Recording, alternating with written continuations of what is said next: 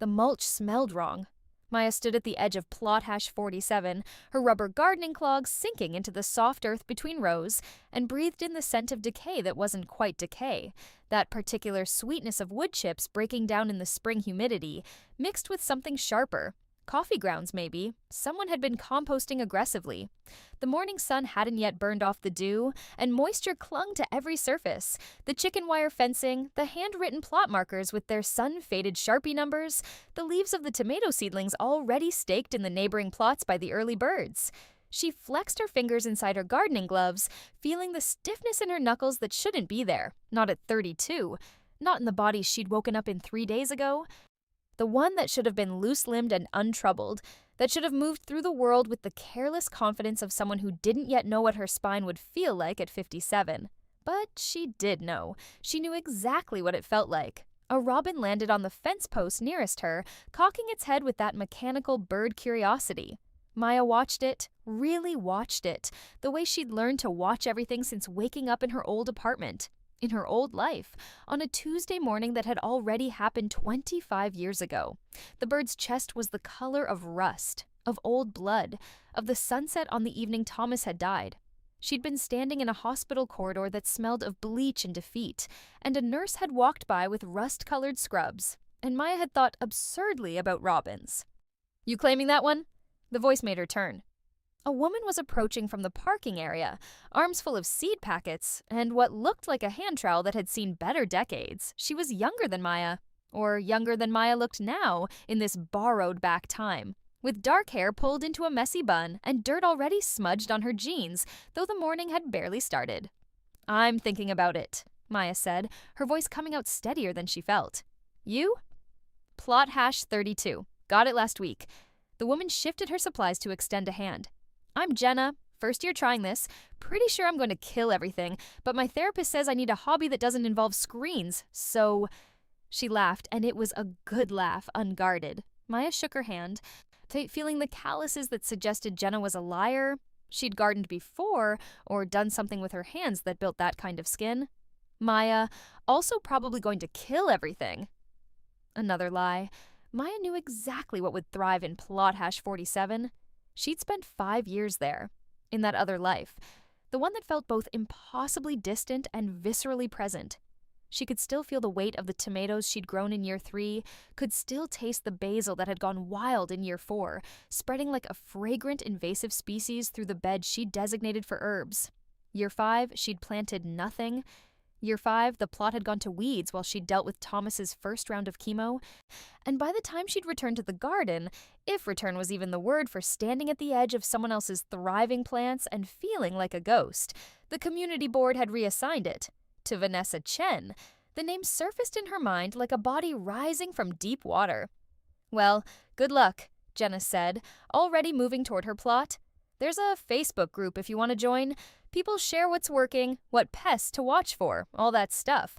It's actually pretty helpful." Maya nodded, watching Jenna go, then turned back to plot hash 47. The poison ivy wouldn't be visible yet. That was the thing about poison ivy. It didn't announce itself. The roots were already there, had been there, a tangled network left over from when this land had been wild, before the community garden cooperative had claimed it 7 years ago. Most of the plots had been carefully cleared, the earth turned and sifted and amended. But plot hash 47 sat at the edge of the property line, backing up against a stretch of woods that nobody had bothered to fully reclaim. In her first life, Maya had discovered the poison ivy the hard way. Mid-June, after the rash had spread from her forearms to her neck, after the itching had driven her to an urgent care clinic at 10 p.m. on a Saturday. The doctor had been kind, had explained that poison ivy roots could survive in soil for years, sending up new shoots that looked innocent until you touched them, had given her a prescription for prednisone, and told her she'd need to excavate the entire plot if she wanted to eliminate the problem. She'd never done it. Too expensive, too exhausting, too much while Thomas was dying in slow motion. But Vanessa would do it. Eventually, after she too learned the hard way, a flutter of movement caught Maya's eye. A butterfly, impossibly early for the season, dancing between the plots. Painted Lady, if she remembered correctly. Thomas had known all the butterfly names. He'd kept a journal of every species he'd spotted, annotating it with sketches that had grown shakier as the cancer progressed. The last entry had been dated 3 days before he died. Monarch. Single female, heading south even though it's the wrong season. Don't blame her. Maya pressed her palm against her sternum, feeling her heartbeat beneath skin that was smooth and unlined, free from the age spots that had begun appearing in her late 40s. This body didn't know grief yet. Didn't know what it felt like to watch someone you loved dissolve by degrees, what to become an expert in morphine dosing and the particular sound of fluid in lungs. She'd been given a gift, waking up here, a miracle, an impossibility, a chance to rewrite the story, or to correct it. Beautiful morning, isn't it? Maya didn't startle. She'd heard the footsteps on gravel, had known someone was coming, but something in her chest tightened anyway as she turned to face the newcomer. The woman was taller than Maya remembered, though maybe Maya had just shrunk with age, the vertebrae compressing under decades of gravity and grief. She wore expensive activewear, the kind with moisture-wicking fabric and strategically placed mesh panels. And her blonde hair was pulled back in a high ponytail that Maya's 32-year-old self would have described as perky, and her 57-year-old self would have recognized as requiring significant product and effort. Vanessa Chen. Though she went by Vanessa Morrison now, had taken her husband's name with the kind of enthusiastic rebranding that suggested she'd been waiting to shed her identity for years. It really is, Maya said, and she was proud of how normal she sounded. How her voice didn't shake or spike with the recognition of someone who'd once drunk too much wine at a fundraiser and told Maya, with pitying condescension, that she really should consider letting Thomas go instead of dragging out the inevitable. Vanessa smiled, and it was the same smile, wide, white. Whoa, perfectly calibrated to convey warmth without actual vulnerability. Are you new to the garden? I don't think I've seen you around. First time, Maya said. I'm looking at plots. This one's available. She gestured to hash 47. Oh, Vanessa's eyes lit up in a way that made Maya's stomach turn. I was actually just coming to ask about that one. I've been on the waitlist for months. My plot is great, but it's pretty shaded in the afternoon. And I'm hoping to grow some vegetables that need full sun. Sun-gold tomatoes, you know? Everyone raves about them. In Maya's first life, Vanessa had indeed grown sun-gold tomatoes in plot hash 47, had brought them to the community potlucks in little baskets lined with gingham cloth, had described her gardening journey to anyone who would listen, had posted photos on Instagram with hashtags like #gardengoals and #growyourown. She'd never mentioned the poison ivy rash, had probably dealt with it privately, had probably had the money for a dermatologist who made house calls. Maya looked at Vanessa, really looked at her, and tried to find the person who would, 13 years from now, corner Maya at her husband's funeral and ask if she'd considered what she was going to do with Thomas's vintage record collection, because it would be such a shame for it to go to waste. But all she saw was a woman in expensive leggings talking about tomatoes. You should take it, Maya heard herself say. Vanessa blinked. Really? You're sure? I don't want to. I'm sure. I'm actually leaning toward hash 32. Oh, but I need to check if it's still available. It wasn't. Jenna had just claimed it. But Maya could redirect to plot hash 28, which would be fine. More than fine. Plot hash 28 didn't have poison ivy. It had good drainage and decent sun and soil that had been amended with 3 years of compost. Oh my gosh, thank you. Vanessa actually clasped her hands together, a gesture so earnest it would have seemed mocking if Maya didn't recognize it as genuine. This version of Vanessa, 32 and excited about tomatoes, hadn't yet become the person who would treat grief like a networking opportunity. I really appreciate this. I'm Vanessa, by the way. Maya. They shook hands, and Vanessa's grip was firm, professional, the handshake of someone who'd taken a seminar on making good first impressions. Her palm was soft, uncalloused. She paid someone to do her yard work, Maya remembered, had a lawn service that came every Thursday, had a handyman on retainer who could fix anything from leaky faucets to stuck windows. She wouldn't try to dig out the poison ivy herself. She'd hire someone, and whoever she hired would probably wear proper protective equipment, would probably eliminate the problem efficiently, would probably charge her a few $100s that she'd pay without blinking. I should go talk to the garden coordinator, Vanessa said, already pulling out her phone. Make sure I get my name on plot hash 47 before someone else grabs it. Thanks again, Maya. Really, this is so kind of you. She walked away before Maya could respond, her ponytail swinging with each step, her phone already at her ear. Maya stood alone beside the plot she'd just given away, No breathing in the smell of mulch and morning and the particular green scent of growing things. Her hands were shaking inside her gloves. She pulled them off, balled them in her fist, felt the rubber wrinkle and resist. This wasn't revenge. This was just information. She knew something Vanessa didn't, and she'd made a choice based on that knowledge. That was all. Vanessa would get a rash, would pay someone to fix the problem, would go on growing her sun-gold tomatoes and posting her photos and living her life. And Maya would have plot hash 28, and she would do things differently this time. And maybe, she could figure out how to save Thomas before the cancer that hadn't been caught early enough in the first timeline could metastasize beyond treatment. A breeze moved through the garden, carrying the scent of something flowering in the woods beyond the fence. Honeysuckle, maybe, or wild roses. Thomas would have known. The robin had disappeared from the fence post. The butterfly was gone too. Maya was alone among the plots, surrounded by the evidence of other people's hopes, staked tomatoes and carefully labeled herb gardens, and ambitious trellises waiting for beans. She'd come back to this moment for a reason. She had 25 years of knowledge compressed into her 32-year-old body, 25 years of mistakes to unmake and choices to recalibrate. Starting with plot hash 47 and the poison ivy roots that nobody but Maya knew were there.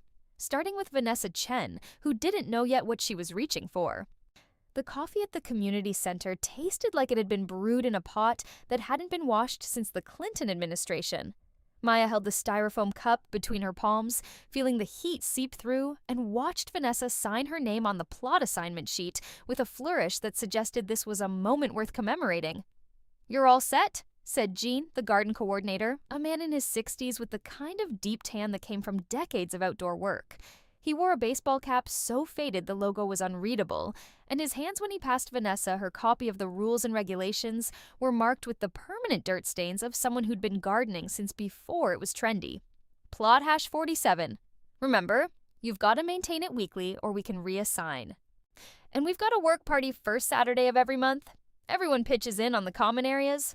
I'll be there, Vanessa promised, tucking the papers into a leather tote bag that probably cost more than Jean's monthly social security check. Maya signed for plot hash 28, accepted her own set of papers, and tried not to think about how Jean would die in his sleep 7 years from now, peacefully, in the small house he'd lived in for 40 years. There'd be a memorial service here at the community center, and people would bring vegetables from their plots as offerings, and someone would tell the story about how Jean had started the garden with nothing but a borrowed rototiller and pure stubbornness. She'd attended that memorial in her first life, standing at the back while people shared stories. Thomas had been too weak by then to come along.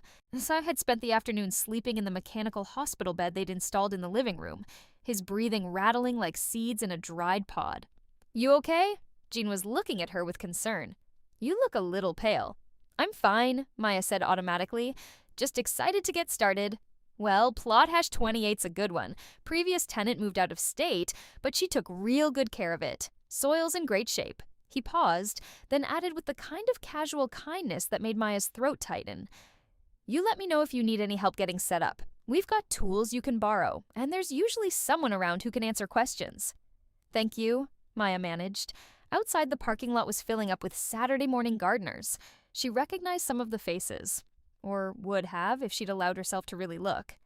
There was Doug Peterson, who'd had plot hash 12 for a decade and grew the most aggressive zucchini Maya had ever encountered. Plants that produced so prolifically he'd eventually started leaving bags of squash on people's doorsteps like a vegetable Santa Claus.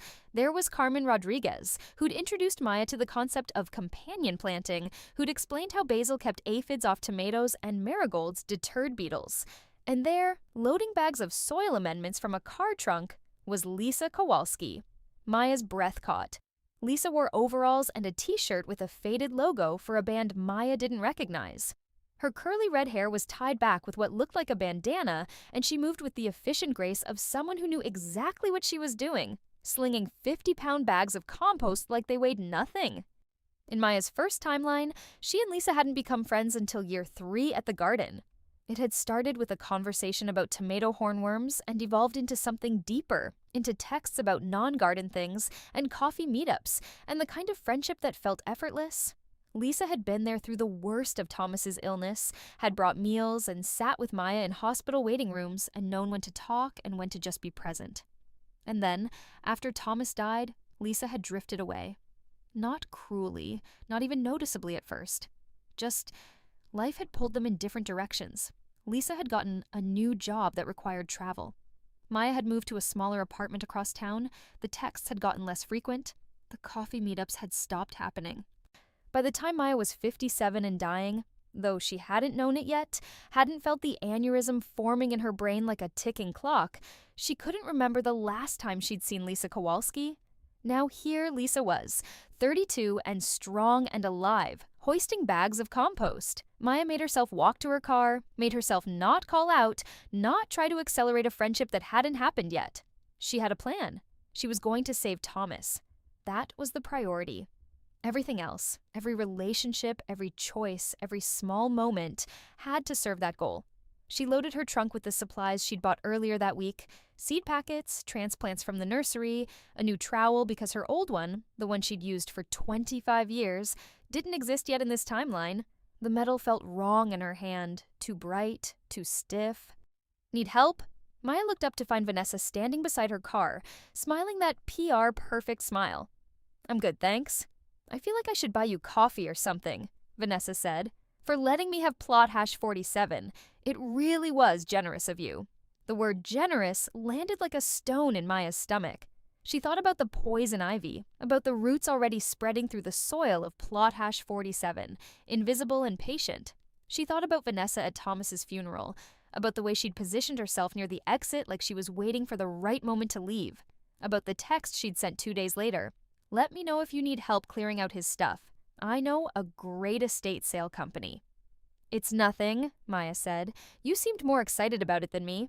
Well, still. Maybe we'll end up being garden buddies, Vanessa laughed, a sound like wind chimes, artificial in its pleasantness. It would be nice to have someone to trade tips with. Most of the people here have been gardening for years. It's a little intimidating. Maya heard herself say, There's a Facebook group. Someone mentioned it earlier. Might be helpful. Oh, perfect. I'll look it up. Vanessa pulled out her phone, tapped something with her thumb. What's your last name? I'll friend you.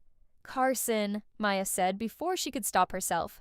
It wasn't her last name anymore, or it hadn't been in that other life. She'd taken Thomas's name when they married. Maya Carson, had kept it even after he died, had liked the way it felt like carrying a piece of him with her. But here, now, at 32 and unmarried, she was still Maya Brennan. Oh, except apparently her mouth remembered being Maya Carson. Great, Vanessa was already typing. Found you. Friend request sent. Oh, and I'm posting in the group asking for tomato advice if you want to follow along. She walked away, ponytail bouncing, phone still in hand, and Maya stood beside her car in the parking lot of the community center, watching her go and feeling like she'd swallowed broken glass. This was fine. This was the plan. Give Vanessa the plot with the poison ivy. Let nature take its course. Focus on the things that mattered. Like saving Thomas, who she hadn't met yet. The realization hit her so hard she had to grip the car door for balance. In her first timeline, she'd met Thomas at a dinner party in the fall, September, maybe October. A friend of a friend's birthday thing. He'd been standing in the kitchen, talking about the migratory patterns of monarch butterflies, with an earnestness that most people would have found boring, but that Maya had found magnetic. They'd talked until 3 in the morning, had exchanged numbers, had gone on their first date to a botanical garden because Thomas had insisted she needed to see the new butterfly pavilion. They'd married 2 years later in a small ceremony at the same community center where Maya was now standing. And if she saved him, when she saved him, she'd need to make sure they still met, still had that conversation in the kitchen, still fell in love. Unless, the thought crept in like poison ivy roots, subtle and insidious. Unless the version of herself who met Thomas in the fall was different from the version who'd lived through 25 years of marriage and loss. Unless the Maya who'd watched him die couldn't pretend to be the Maya who'd found him fascinating and strange and worth staying up until 3 a.m. to talk to. She closed the trunk harder than necessary, the sound echoing across the parking lot. Whoa, easy there. Lisa Kowalski was suddenly beside her, grinning. Up close, she looked younger than Maya remembered. Fewer lines around her eyes, skin still smooth. That trunk do something to offend you? Sorry, Maya said. Just hands slipped. Happens to the best of us. Lisa set down the bag of compost she was carrying, wiped her hands on her overalls. You're new, right? I saw you signing up with Jean. Yeah, plot hash 28. Nice, that's a good one. I'm Lisa, plot hash 15. Been here about 4 years. She extended a hand and Maya shook it, feeling the calluses she'd remembered. The strong grip. Maya. Well, welcome to the madness, Maya. Fair warning, this place is addictive. You think you're just going to grow some tomatoes, and next thing you know you're researching vermiculture at 2 a.m. and planning your crop rotation like a military campaign. Maya laughed, and it felt real. Felt like something genuine rising through the layers of pretense and planning. I'll consider myself warned. We usually grab drinks after the work parties, Lisa said. Nothing fancy, just whoever wants to go hits up the brewery down the street. You should come to the next one. Good way to meet people. I will, Maya said, and meant it. Lisa hoisted her compost bag again, gave a little salute, and headed toward her plot. Maya watched her go, then looked around the parking lot at all these people going about their Saturday morning, planting things, tending things, building small green worlds in shared soil. None of them knew that Maya had already lived this, had already made friends and lost them, had already grown vegetables and watched them rot, had already stood at this exact spot 25 years from now, older and alone. None of them knew about the poison ivy in plot hash 47. None of them knew that Vanessa Chen would eventually become Vanessa Morrison, would marry a real estate developer and move to a bigger house with a bigger yard, would continue gardening as a hobby she could post about on social media, would stand at Thomas Carson's funeral and treat his widow like a networking opportunity. Maya got in her car, closed the door, sat in the silence. Her phone buzzed. A Facebook notification, Vanessa Morrison sent you a friend request. She accepted it. Because that's what the 32-year-old version of herself would do. Because keeping up appearances mattered. Because the plan required her to seem normal, to blend in, to not reveal that she was a ghost, haunting her own life. Another notification, Vanessa Morrison tagged you in a post in Community Garden Enthusiasts. Maya opened it. A photo of plot hash 47, sunlight streaming across empty soil. Caption reading, "So grateful to Maya Brennan for letting me claim this beauty. Can't wait to get started. Any tips for a novice tomato grower?" The emoji made Maya's eye twitch. She put the phone down, started the car, and drove home to her apartment. The same one-bedroom she'd lived in before meeting Thomas, with its galley kitchen and drafty windows and water pressure that could charitably be described as optimistic. She'd left here in her first timeline, had moved into Thomas's place 6 months after they started dating. His apartment had been bigger, better, with bookshelves he'd built himself and a balcony where he'd grown herbs in containers. She'd live there again, she told herself, would save him and marry him, and everything would be exactly the same, except better, except he wouldn't die. The poison ivy him in plot hash 47 wasn't revenge. It was just information. And information, Maya told herself as she parked and gathered her gardening supplies and climbed the stairs to her apartment, wasn't the same as cruelty, even if it felt exactly the same. Thomas's apartment was on Maple Street. Maya knew this the way she knew the taste of coffee or the shape of her own hands, as a fact so fundamental it didn't require thought. She knew the address, 847 Maple Street, Unit 2B. She knew the crack in the sidewalk out front that would trip her in winter when snow covered it. She knew the loose railing on the third step that the landlord would never fix. She knew the way the afternoon light would fall through the living room windows, golden and heavy with dust motes. She knew all of this, and she sat in her car outside a coffee shop 6 blocks away, gripping the steering wheel, trying to decide if she was about to do something brilliant or unhinged. 3 weeks had passed since the garden plot incident. 3 weeks of digging in plot hash 28, of planting seeds and transplants, of learning to inhabit this younger body with its unworn joints and steady hands. 3 weeks of watching Vanessa post photos of her progress on plot hash 47, the raised beds she'd built from cedar, the drip irrigation system she'd installed, the neat rows of transplants already showing their first true leaves. No poison ivy yet? Too early in the season. Maya had started to wonder if she'd been wrong. If maybe the poison ivy had been removed in some previous year. If maybe this timeline was different in ways she hadn't accounted for. But then yesterday, scrolling through the Facebook group during her lunch break, she'd seen it. Vanessa's post about the weird vine thing growing up through her tomato bed. She'd included a photo, blurry, taken from too far away to be useful, and asked if anyone knew what it was. Lisa Kowalski had commented, Hard to tell from the photo, but leaves of 3 let it be, could be poison ivy. Don't touch it without gloves. Vanessa had replied with a laughing emoji. OMG, I've been pulling it out with my bare hands all week.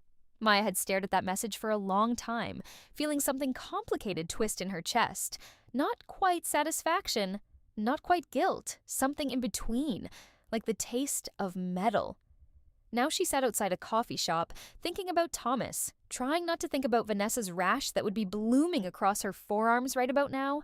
The thing was, Maya knew she could knock on Thomas's door, could introduce herself, could skip the friend's birthday party where they were supposed to meet, could accelerate their entire relationship by 6 months. But she also knew that Thomas at 34 was different from Thomas at 34 and 6 months. Right now he was dating someone. Kate or Katie, Maya couldn't quite remember. It hadn't been serious. They'd broken up before the birthday party, but they were together now. And Thomas was the kind of person who would never cheat, who would never even think about starting something new while still technically with someone else.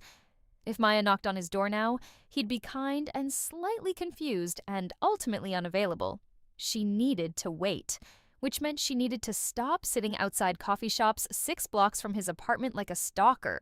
She put the car in drive, pulled away from the curb, and made herself head toward the garden instead. It was Saturday morning, work party day. She'd promised to help. The parking lot was already full when she arrived, gardeners gathering near the tool shed where Jean was organizing tasks. Maya counted maybe 20 people, clustered in groups, drinking coffee from thermoses and talking in the easy way of people who'd known each other for years. Lisa spotted her and waved. "Maya, you made it!" "Barely," Maya said, crossing to join her. Traffic was terrible. "Saturday morning in this city. What are you going to do?" Lisa handed her a pair of work gloves. "We're on mulch duty, the exciting life of a community gardener." They spent the next 2 hours spreading wood chips along the pathways between plots, working in a comfortable rhythm that felt familiar even though they'd only known each other for 3 weeks. Lisa talked about her job, something in marketing that she clearly found both lucrative and soul-crushing, and asked Maya about hers. "I'm a technical writer," Maya said, which was true, had been true in both timelines. "Mostly software documentation. It's fine." "Fine," Lisa repeated, the rallying cry of the moderately employed. "What about you? You seem pretty unenthused about marketing." "Oh, I'm wildly unenthused, but it pays for my small urban farm fantasies, so." Lisa gestured at the garden around them. "This is the actual life. Monday through Friday is just what I do to fund it." In Maya's first timeline, Lisa would eventually quit the marketing job and start a small business growing specialty vegetables for local restaurants. It would take off slowly, then all at once, and she'd be genuinely happy in a way that seemed rare among adults. Maya had been proud of her, even as their friendship had drifted apart. "You should do it," Maya said. "If you want to farm for real, I mean. You're good at this." Lisa looked at her strangely. "I've known you for 3 weeks. No. How would you know if I'm good at this?" Maya felt her face heat. You seem confident, like you know what you're doing." "Fake it till you make it. That's my motto." But Lisa was smiling, seemed pleased. "Maybe someday. For now, I'll keep my day job and my delusions of grandeur." They worked in silence for a while, spreading mulch, pulling the occasional weed. The sun was warm on Maya's back, and her muscles ached in the good way, the way that meant she'd done something physical. She'd forgotten this feeling. Or no, she'd remembered it as something that hurt, as something her older body had struggled with. But here, now, 32 and strong, it just felt like work. "Hey, Maya?" She looked up to find Vanessa approaching, and even from 10 feet away, Maya could see the rash. It covered Vanessa's forearms in angry red welts, some of them already blistered. She wore long sleeves despite the heat, but they were pushed up, and the skin that showed was inflamed and weeping. Her face looked puffy, eyes slightly swollen, and she moved stiffly like every motion hurt. "Oh my God," Lisa said, standing up. "Vanessa, what happened?" "Poison ivy," Vanessa said, and her voice was thick, like she was fighting tears. "It was growing in my plot. I've been pulling it out all week, and I didn't realize. I thought it was just some kind of weed." She held up her arms, showing the full extent of the damage. "I finally went to urgent care yesterday. They gave me prednisone and told me I basically need to excavate the entire plot because the roots are everywhere." Maya felt Lisa's eyes on her, felt the weight of the moment. this moment she'd engineered, this consequence she'd set in motion. "That's awful," Lisa said. "I'm so sorry. Did the doctor say how long until it clears up?" "A week. Maybe 2, and I can't even go near my plot right now. I'm apparently super sensitive to urushiol. That's the oil in poison ivy. And the doctor said even being near the plants could make it worse." Vanessa's voice cracked. "I spent so much money on that irrigation system, and now I have to pay someone to dig out all the roots, and I don't even know if my tomatoes are salvageable." She looked directly at Maya, and for a horrible moment Maya thought she knew. Thought somehow Vanessa had figured it out. But Vanessa just said, "I'm so glad you didn't take that plot. Can you imagine if this had happened to you?" "That would have been terrible," Maya heard herself say. "The worst part is, I asked the previous tenant about the plot before I signed up for it. She never mentioned poison ivy. Like, that seems like something you should disclose, you know? The previous tenant moved out of state," Jean said, appearing beside them with a rake.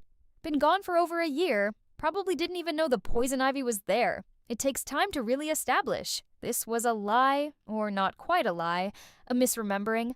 The poison ivy had been there in Maya's first timeline.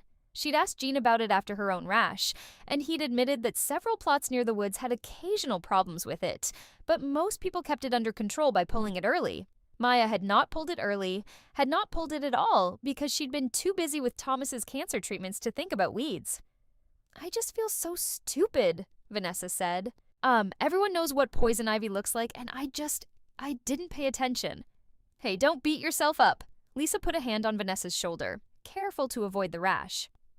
"Most people wouldn't recognize it this early in the season. The leaves are still small, easy to miss." "I guess." Vanessa looked down at her arms, swollen and red. "I should probably go home. I just wanted to let everyone know I won't be at work party for a while." She left, moving carefully, and Maya watched her go with that same complicated feeling in her chest. Not satisfaction, not guilt, something worse than both. "That looks miserable," Lisa said once Vanessa was out of earshot. "I had poison ivy once as a kid. Couldn't sleep for a week." "Yeah," Maya said. "You got lucky not taking that plot." "Yeah," Maya said again, but lucky felt like the wrong word. Luck implied chance, implied something random and unearned. This wasn't luck. This was knowledge, was information wielded like a weapon even though Maya hadn't touched anything, hadn't done anything except step aside and let Vanessa reach for what she wanted. They finished spreading mulch, they cleaned tools and returned them to the shed. When the work party broke up, Lisa asked if Maya wanted to grab lunch, and Maya said yes, even though what she wanted was to go home and stand under a hot shower until the water ran cold. The brewery was crowded with Saturday afternoon people, all of them loud and happy in that weekend way. Maya and Lisa found a table near the back, ordered sandwiches and beers, sat in the familiar awkwardness of a new friendship trying to figure out its rhythms. "So," Lisa said, after the waitress brought their drinks. "What's your story? I feel like I've been talking about myself for weeks, and I barely know anything about you." "Not much to know," Maya said. "I work. I garden. Pretty boring." "Everyone says that. Everyone's lying." Lisa took a sip of her beer. "Come on, give me something. Siblings, hobbies, secret passion for competitive cheese rolling." Maya laughed despite herself. "No siblings, no cheese rolling. I like hiking, I guess." "Reading." "Reading what?" "Fiction mostly. Mysteries. The kind where everything gets solved in the end." In her first life after Thomas died, Maya had stopped being able to read fiction. The tidy resolutions had felt like lies, like insults to the messy reality of grief. She'd switched to nonfiction, to books about science and history, and anything that didn't pretend the world was fair. Mysteries. Huh? Lisa leaned back in her chair. "Let me guess. You're the kind of person who figures out who did it by chapter 3 and then gets annoyed when the detective takes forever to catch up." "Maybe," Maya admitted. "I knew it. You have that vibe." "What vibe?" "The vibe of someone who's always 3 steps ahead, like you're playing chess while everyone else is playing checkers." The observation landed too close to truth. Maya took a long drink of her beer, bought herself time to respond. "I just pay attention." "Nothing wrong with that. Most people don't." Lisa's phone buzzed on the table. She glanced at it, grimaced. "Work. They never stop. You don't have to answer it." "I know, but I'm too responsible for my own good." She typed out a quick response, set the phone down. "Someday, I'm going to learn to set boundaries." Today is not that day. Their food arrived and they ate and talked about nothing important. About the garden, about the brewery's new IPA that Lisa insisted was overrated, about the difficulty of finding decent soil amendments without driving to 3 different stores. It was nice, normal, the kind of Saturday afternoon Maya had forgotten existed, had stopped experiencing somewhere in the years of hospital vigils and hospice care. She let herself sink into it, let herself pretend this was just a friendship forming, nothing more complicated than 2 people who'd met at a community garden and discovered they liked each other. Then Lisa said, "Can I ask you something? And you can tell me to mind my own business." Okay. Earlier, when Vanessa showed up with that rash, you didn't seem surprised. Maya's heart kicked against her ribs. What do you mean? I don't know. Maybe I'm reading into it. But there was this look on your face, like you'd expected it. Lisa held up a hand before Maya could respond. I'm not accusing you of anything. I got this weird vibe, and my vibes are usually pretty good. This was true. Lisa had always been perceptive, had always been able to read people in a way that made her both an excellent friend and an occasionally uncomfortable one. I didn't know about the poison ivy, Maya said carefully. How could I have known? You couldn't have. Lisa watched her, those sharp eyes missing nothing. Unless you'd had experience with that plot before, unless you knew something the rest of us didn't. That doesn't make sense. No, it doesn't. Lisa took another drink, which is why I'm probably just being paranoid. Forget I said anything. But Maya could tell she wasn't going to forget. Could tell that Lisa's excellent instincts had picked up on something true, even if Lisa didn't know what she was sensing. I should probably get going, Maya said, pulling out her wallet. Early morning tomorrow. On a Sunday? Grocery shopping, meal prep. You know how it is. Lisa studied her for another moment, then nodded. Sure. Yeah, thanks for coming to work party. And for the company. They split the check. They walked out into the afternoon sun, into the parking lot where their cars sat in separate spaces. Lisa hugged her goodbye. Quick, friendly, the kind of hug that didn't mean anything except see you later. But Maya felt the weight of it, felt the potential for this friendship to deepen or dissolve depending on what she did next. She drove home through streets that looked different from how she remembered. Fewer potholes, different businesses in the storefronts, small changes that marked the passage of 25 years in reverse. Her apartment was hot and still, the afternoon sun baking through windows that didn't have the blackout curtains she'd eventually install. She took that shower she'd wanted earlier, let the water run hot, then cold, then hot again. Stood under the spray and thought about poison ivy and Lisa's questions and the way Vanessa's arms had looked angry and weeping. She thought about the butterfly she'd seen on her first day at the garden. Painted lady, heading north too early for the season. She thought about Thomas, 6 blocks away on Maple Street, still dating someone whose name Maya couldn't quite remember. She thought about the future she was trying to build, one small revision at a time. And she thought about the fact that revenge and prevention were starting to feel like the same thing, and she couldn't tell anymore which one she was pursuing. The invitation came in May, via text from a number Maya recognized before she even opened it. Sarah Chen here. Been too long? Having a birthday thing on the 12th? Just some people. Nothing fancy. Would love to see you. Bring a +1 if you want. XX Sarah Chen, Thomas's friend from grad school, the person who'd thrown the birthday party where Maya and Thomas had met in that first timeline, standing in a kitchen, talking about butterflies. Maya stared at the text for a full minute before responding. Would love to come. No +1, just me. No, she set the phone down on her kitchen counter and took a breath. Then another. Then she walked to the window and looked out at the street below, at the world that was simultaneously familiar and strange, lived in and brand new. This was it, the moment where everything started, where the timeline could be corrected, where she could save Thomas by meeting him earlier and catching the cancer before it spread beyond treatment. Except she already knew how this night went, knew that Thomas would arrive around 8:30, that he'd go straight to the kitchen because that's who he was. Someone who gravitated toward the quiet spaces at parties, who'd rather have one good conversation than work a room. Knew that he'd be wearing that blue button-down shirt that brought out his eyes, that he'd smell like the sandalwood soap he always used. Knew that she'd find him fascinating, that they'd talk until 3 a.m., that they'd fall in love. Unless this version of Maya, the one carrying 25 years of memory and grief, couldn't recreate that magic. Unless knowledge was the opposite of spontaneity. Unless you couldn't fall in love when you already knew how the story ended. The days leading up to the party passed with the slow inevitability of water finding its level.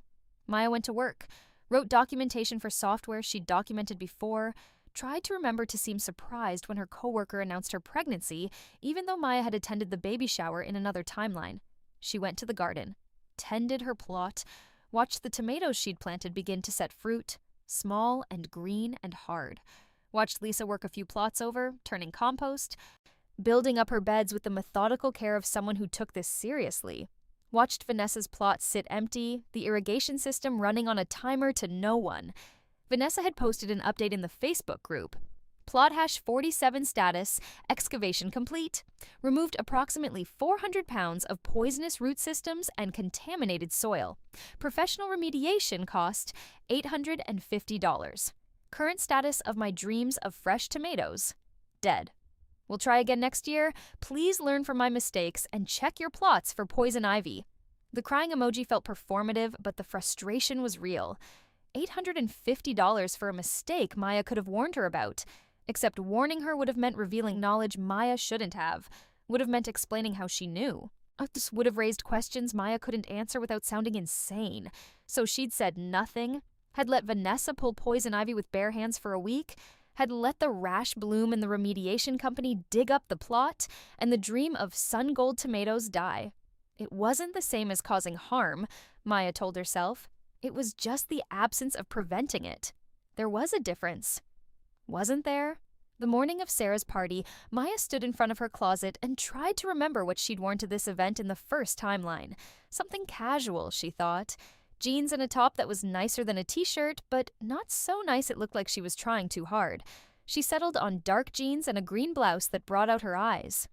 Left her hair down, put on just enough makeup to look intentional. Stood in front of the mirror and tried to see herself as Thomas would see her. A stranger at a party. Someone interesting enough to talk to for 6 hours. She looked young. That was the thing that kept catching her off guard, even after 2 months in this body.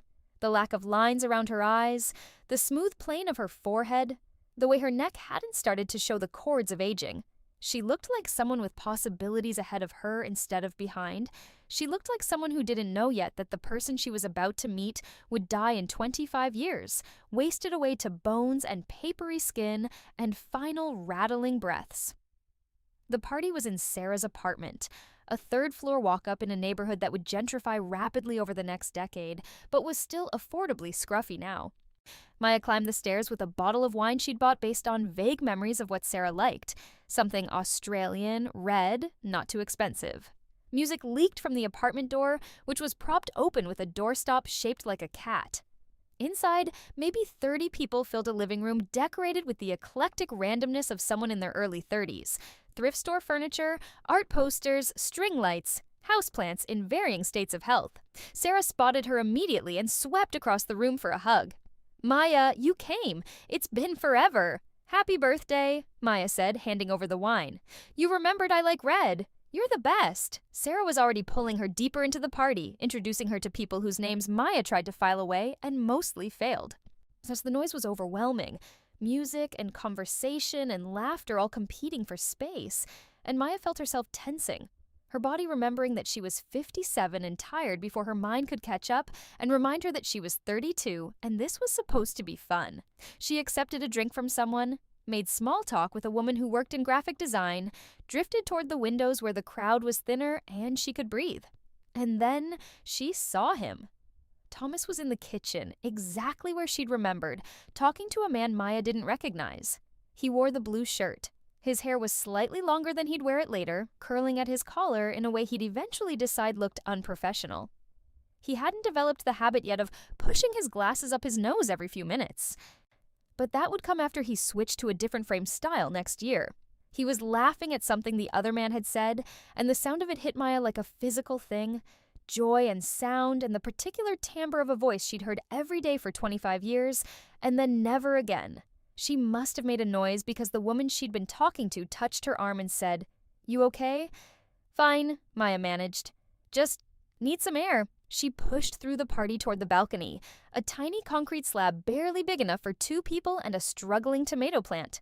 The night air was cool on her face, carrying the smell of the city, exhaust and cooking food and the green scent of growing things.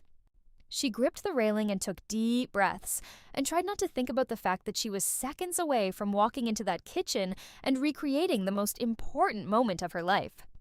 Not a fan of parties? Maya turned to find a woman had joined her on the balcony. Tall, dark-skinned, wearing a dress that looked effortlessly elegant in a way Maya had never managed. She held a glass of white wine and smiled like they were already friends. "Not really my scene," Maya admitted. "Mine either. I'm only here because Sarah guilt-tripped me." The woman extended her free hand. Keisha, Sarah's co-worker and occasional victim of her social engineering. Maya, same category, different context. They stood in companionable silence for a moment, looking out at the street below where cars moved like slow fish in an aquarium. "So what brings you to Sarah's orbit?" Keisha asked. "Work? School? Mutual love of Australian wine?" "College," Maya said, which was true, had been true in both timelines.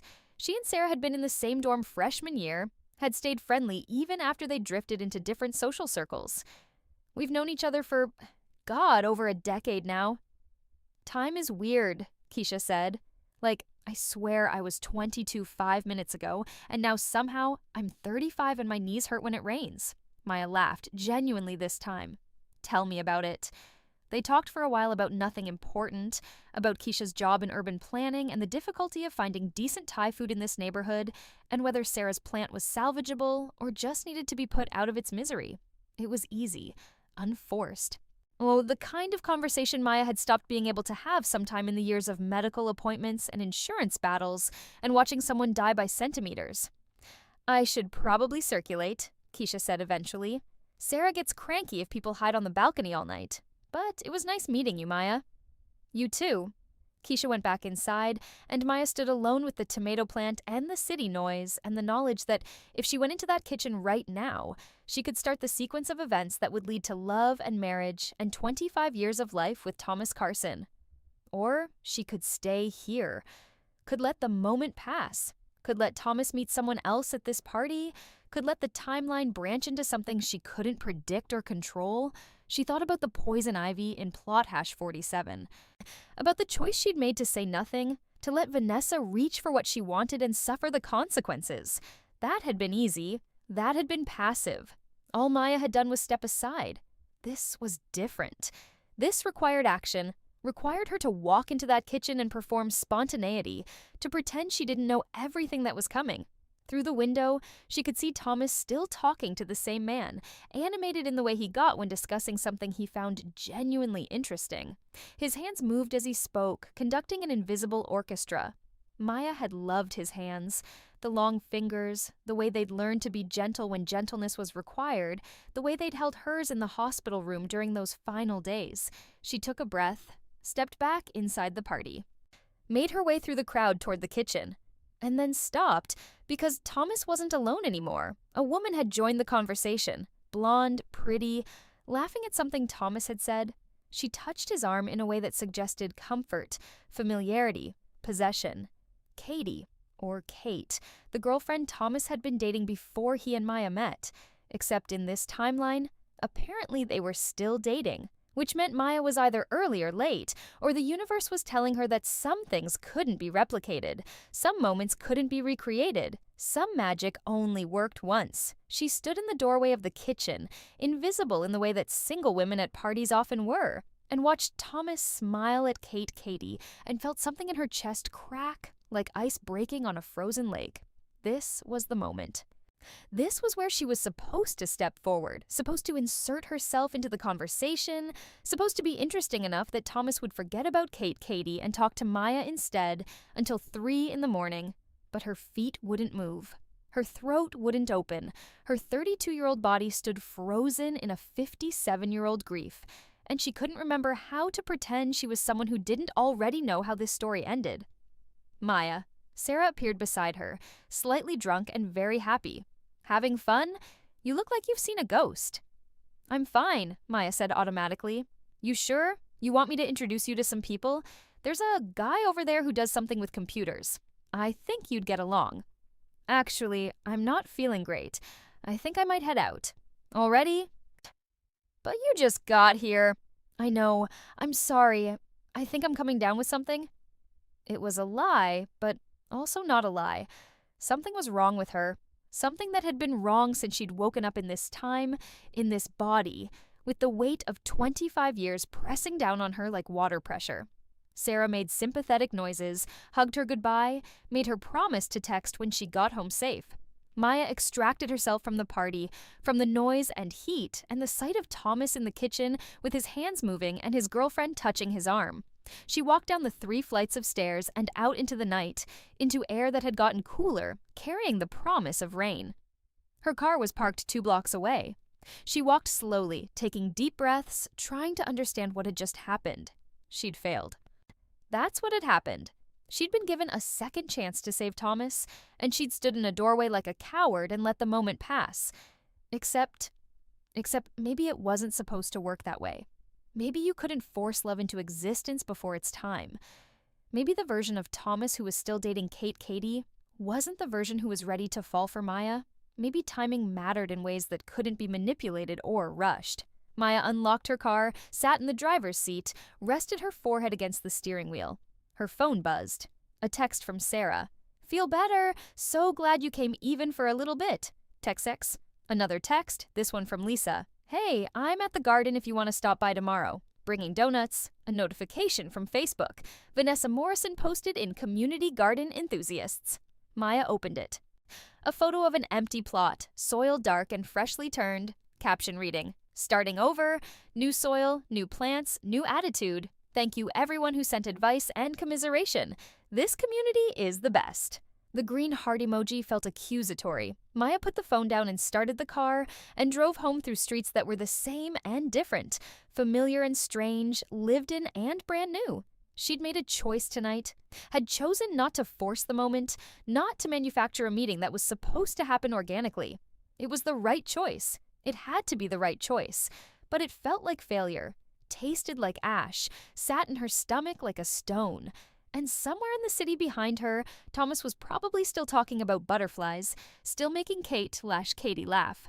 She's still 6 months away from being single and available and ready to meet someone new, still 25 years away from dying. Maya drove home and parked and climbed the stairs to her apartment and stood in her small kitchen, looking at her small life, trying to remember what she was supposed to do next. The garden, maybe. The garden was something she could control. She could plant things and watch them grow and know exactly what would happen if she chose the right seeds and tended them properly. She could save the tomatoes, even if she couldn't save Thomas. Not yet. Not tonight. But soon, she told herself. Soon she'd find another way. Another moment. Another chance. The universe owed her that much. Didn't it? The thing about poison ivy was that killing it required persistence. Maya learned this by watching Vanessa's plot. They'd by observing the remediation process unfold in stages.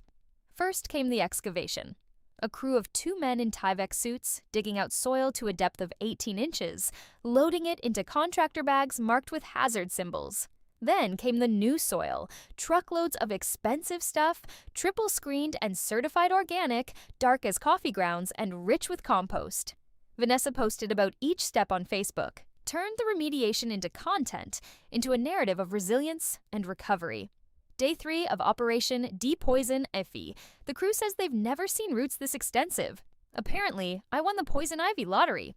Maya watched from plot hash 28, ostensibly weeding, but really just observing. The men worked methodically, professionally, like surgeons removing a tumor.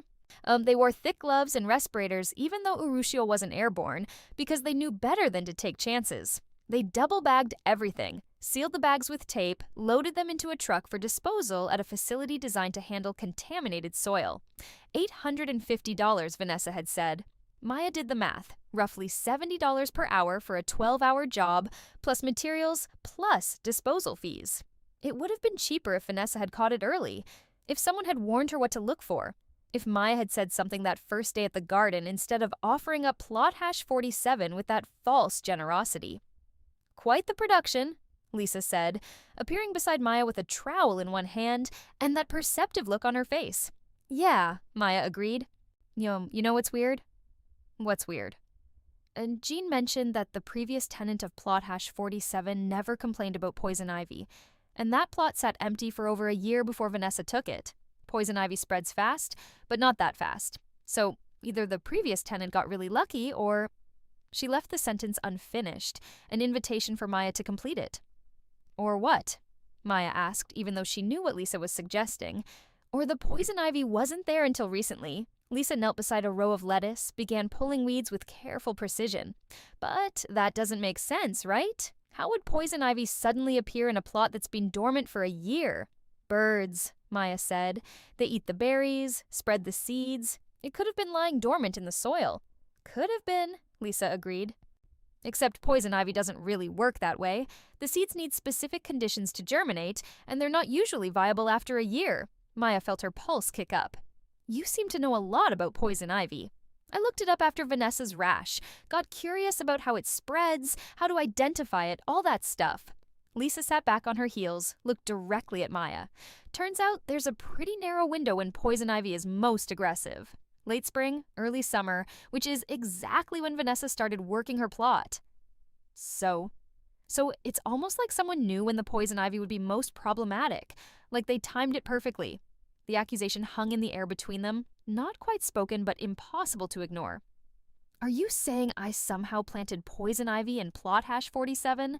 Maya kept her voice level, reasonable. That I what? Snuck into the garden at night and installed a root system? No, Lisa said slowly. I'm not saying that. I'm saying it's weird that you were so quick to give up a plot that everyone agreed was one of the best in the garden. I'm saying it's weird that you didn't seem surprised when Vanessa got that rash. I'm saying, she trailed off, shook her head. I'm probably being paranoid. Forget it. Lisa, seriously, forget it. I'm letting mystery novels rot my brain.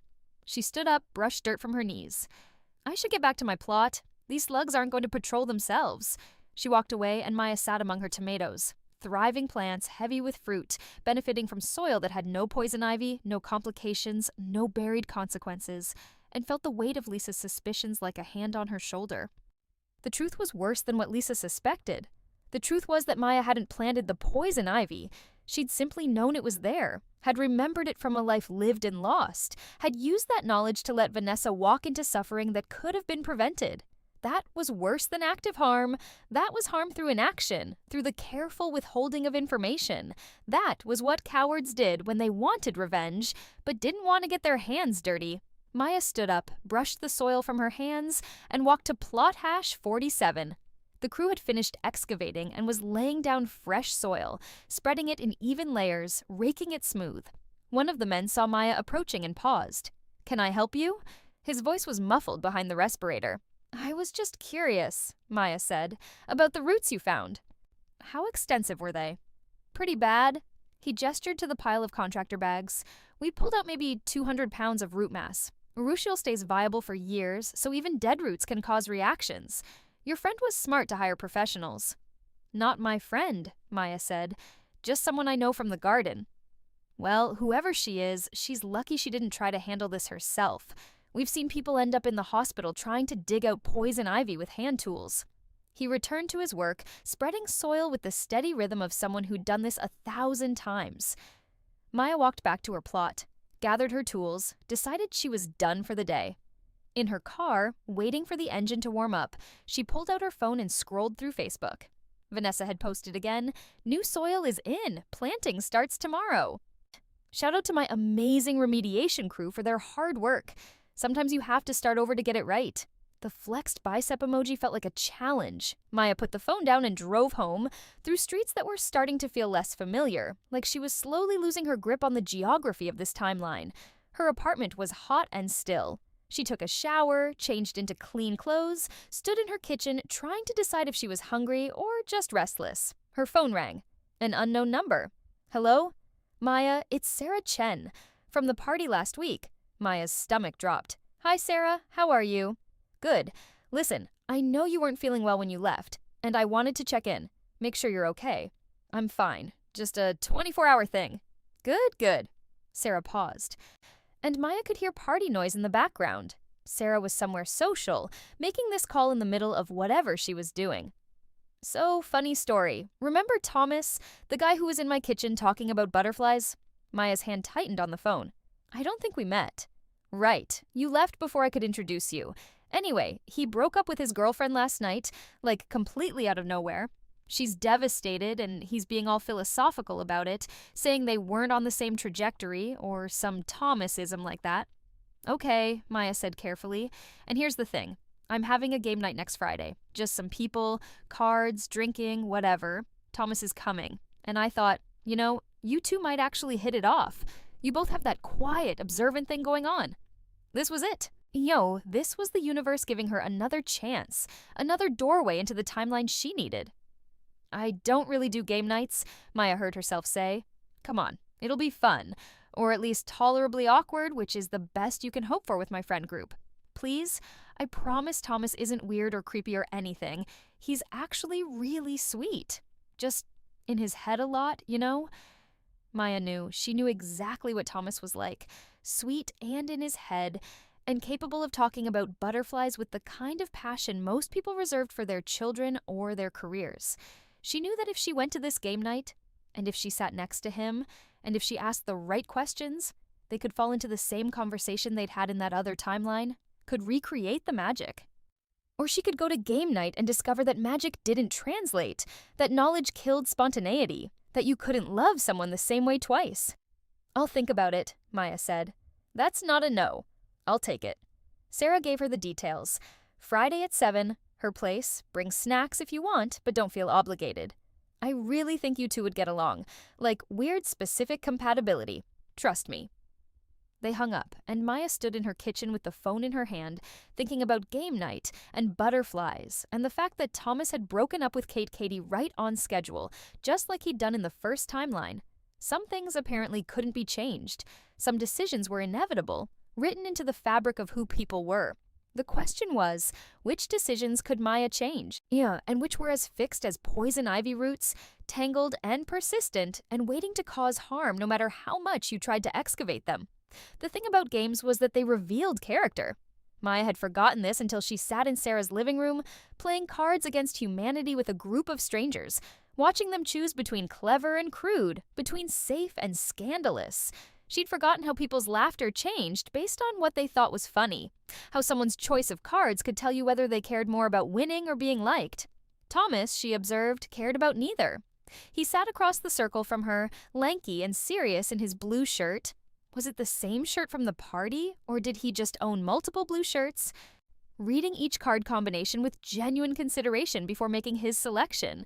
He didn't laugh at the offensive stuff, didn't groan at the obvious stuff, just engaged with the game like it was a puzzle to be solved rather than an excuse for drinking and shock humor. Your turn to judge, Sarah said, passing Maya a stack of black cards. Maya drew one, read it aloud. What's my secret power? The white cards came in. She arranged them face down, then flipped them one by one.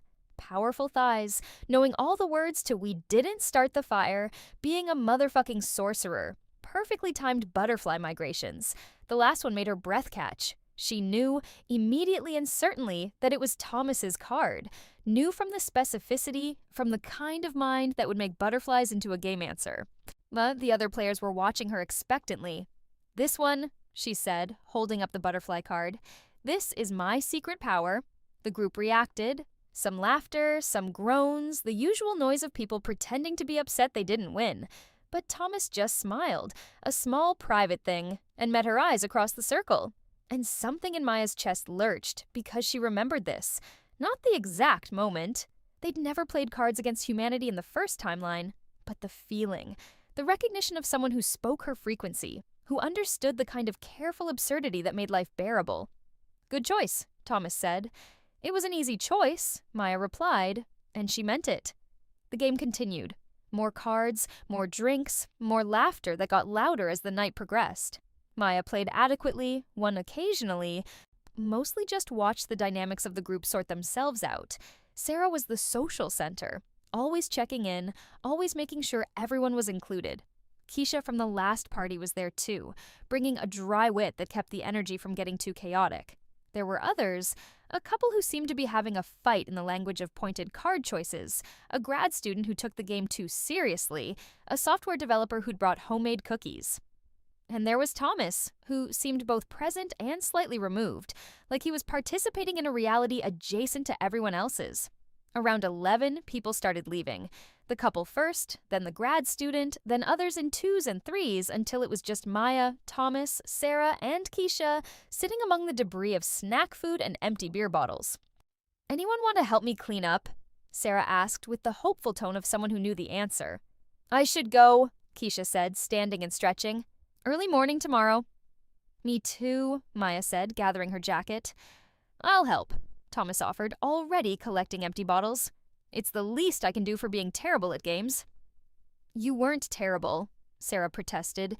"You were just playing your own version." "That's a generous interpretation." Maya should have left then, should have said goodbye and walked out into the night and let whatever was supposed to happen next unfold without her interference. But she heard herself say, "I'll help too, if you want." So she stayed. Keisha left with hugs and promises to text. Sarah put on music, something acoustic and quiet, background noise for cleaning. Thomas washed dishes while Maya dried, and Sarah dealt with the living room, and it felt domestic in a way that made Maya's throat tight. This was the moment. This was where they were supposed to start talking, where the real conversation was supposed to begin. Except Maya couldn't think of anything to say, couldn't figure out how to manufacture the spontaneity that had made it work the first time. "So," Thomas said, breaking the silence, "you're the butterfly migration person." "What?" "From the game. You picked my card, the one about butterfly migrations." "Oh, right." Maya focused on drying a bowl very thoroughly. It was specific. I appreciated the specificity. "Most people think I'm weird for caring about butterflies." "Are you weird for caring about butterflies?"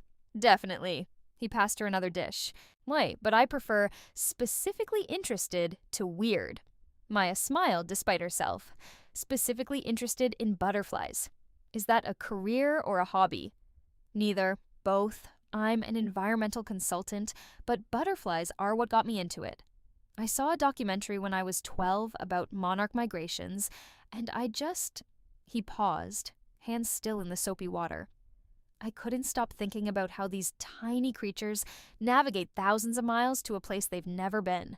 Like they're carrying a map in their DNA. That is pretty remarkable. It is. And people destroy their habitat without even noticing. Mow down milkweed, use pesticides, put up buildings in migration corridors, and the butterflies just keep trying to follow the map, even when the landscape doesn't match anymore. There was something in his voice. Not quite sadness, but a recognition of loss that Maya understood on a cellular level.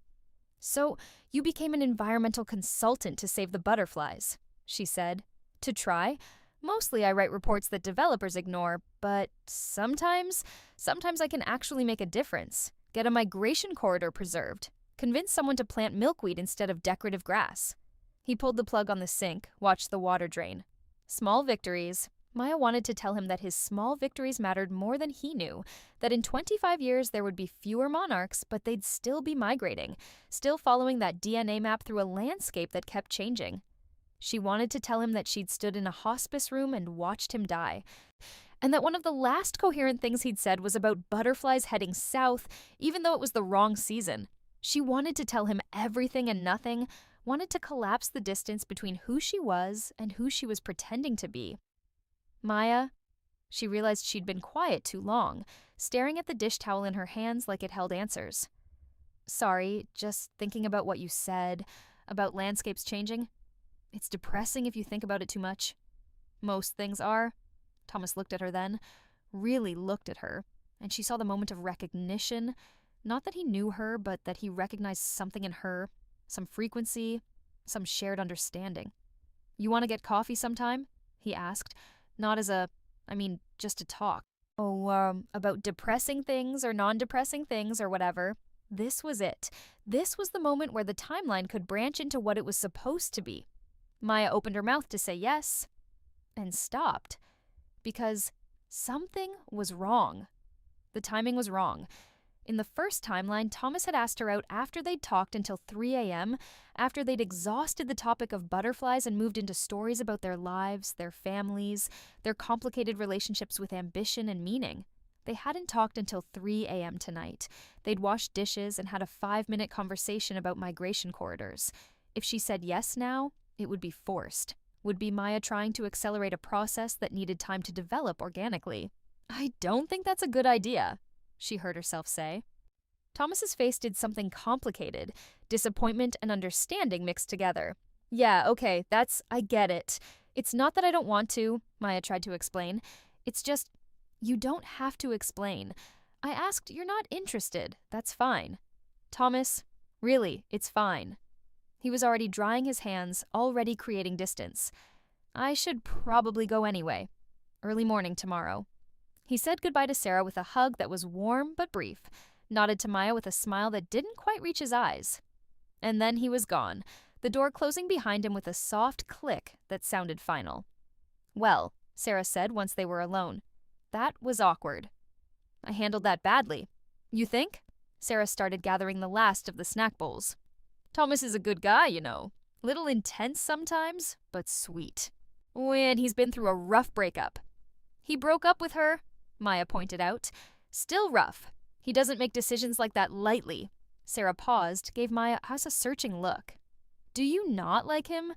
Because I kinda got the opposite vibe from the way you were watching him during the game." "It's complicated." "It's really not. Either you want to get coffee with him, or you don't." Maya thought about explaining that she'd already had coffee with Thomas thousands of times, that she knew exactly how he took it.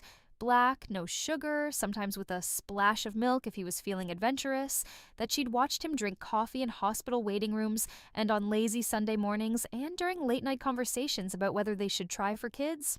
She thought about explaining that she'd said no, because yes felt like cheating.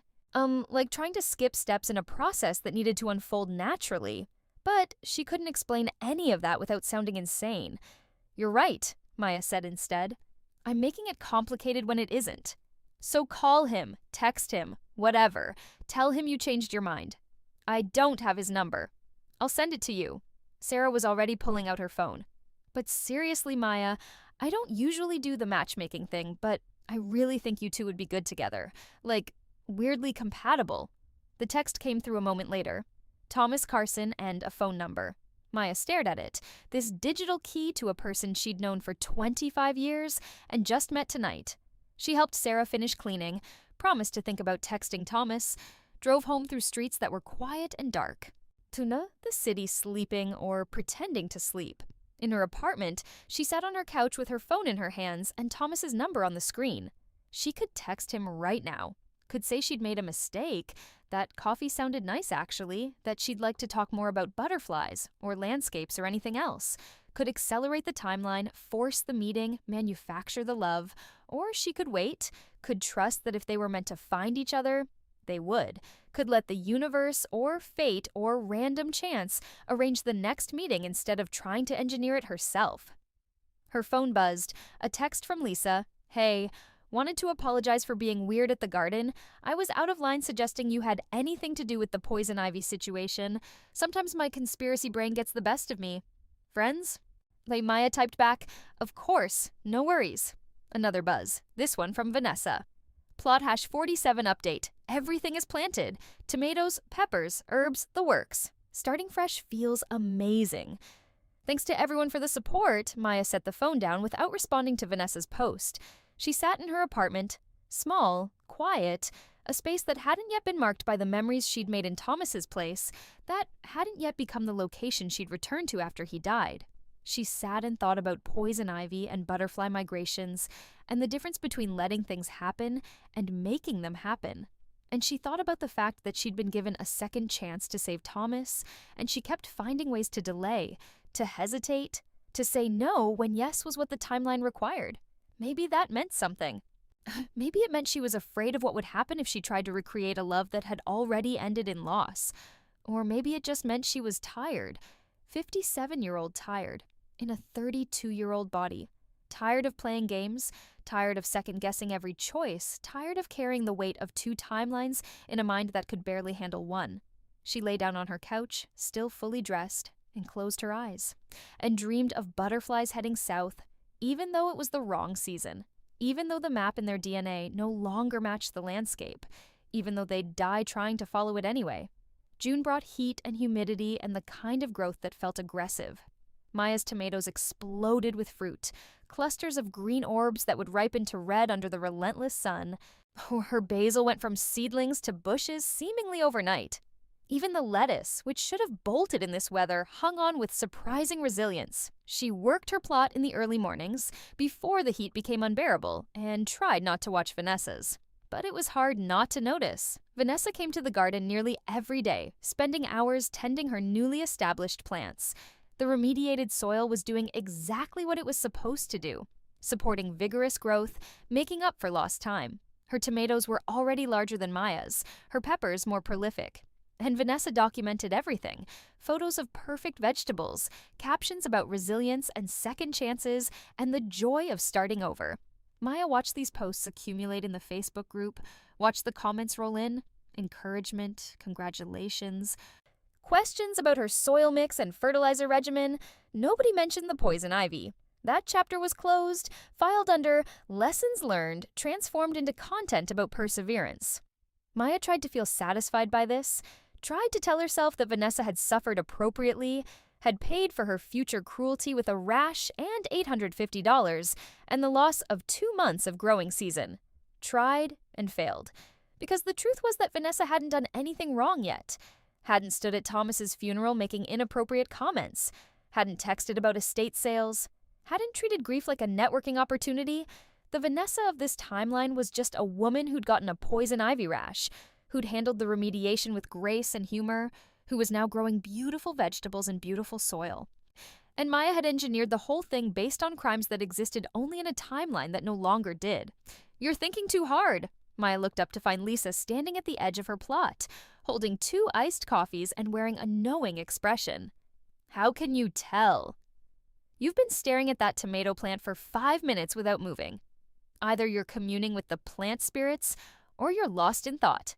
Lisa offered one of the coffees. "Peace offering for being weird last month. You already apologized via text." "I know, but coffee is a better apology than words." Lisa sat on the edge of Maya's raised bed, careful not to crush anything. "So what's on your mind? Besides tomatoes?" "Nothing, everything. The usual existential dread." "Relatable." Lisa took a sip of her coffee. "Want to talk about it? Or should we stick to safe topics like the weather and pest management?" Maya surprised herself by saying, "Have you ever done something you knew was wrong, but you convinced yourself it was justified?" Lisa's eyebrows went up. "That's not where I expected this conversation to go. But yes, obviously, I think everyone has." "What did you do?" "We're sharing past transgressions now?" "Okay." Lisa thought for a moment. "When I was in college, there was this girl in my program who kept stealing my ideas. Like, I'd mention a project concept in class, and she'd turn it in as her own the next week. It happened 3 times before I decided to do something about it." "What did you do?" "Spread a rumor that she'd plagiarized her final project. I had no proof, but I said it to the right people, and it got back to the professor.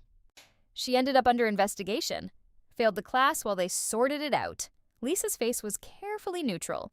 Turned out she hadn't plagiarized. She just had similar ideas.